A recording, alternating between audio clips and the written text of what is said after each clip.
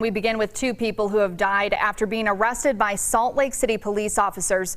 The deadly arrests happening months apart. Yeah, and in each incident, the person was believed to be on drugs. The latest involving a man who died at the hospital after being arrested over the weekend. Both instances now under investigation. So the question tonight, how do police respond when drugs may be involved?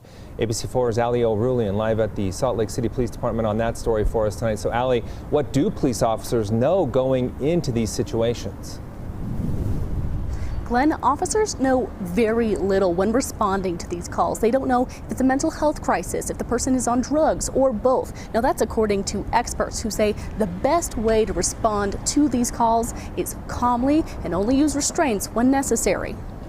Two people dead after being taken into custody by Salt Lake City police. Most EMS providers and police officers are unlikely to see once in their entire careers, much less twice.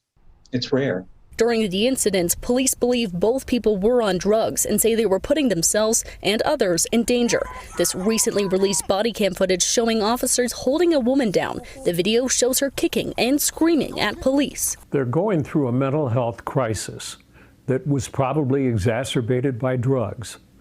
And there's not a heck of a lot you can do except if officers acted calmly and restrained her. And just yesterday, a man died after being in police custody for allegedly trying to steal from a business and then fighting with officers. One organization who helps people recovering from drug addiction says it's difficult to gauge what to do in these scenarios. There is no prescribed way to figure out what is going on in a call like this. They say police don't know if it's a mental health crisis, drugs, or both, but police do have to try and mitigate the problem. You act first as a public safety officer to prevent others from getting harmed and the patient, and then you apply your very, very limited medical knowledge, hopefully as EMS is on the way. Experts say the person can also be experiencing what's called excited delirium and are more likely to resist intervention and go into cardiac arrest because of a spike of adrenaline. Although there are situations in which excessive force is used,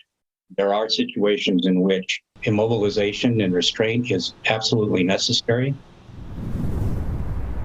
Now, according to the experts I spoke to, the worst thing an officer can do is put pressure on someone's chest, which when they reviewed the footage that was released, they did not see that being the case. We are still waiting on Salt Lake City Police Department to release the footage from Sunday's incident. Reporting live in Salt Lake City, I'm Ali O'Rulian, ABC4 News.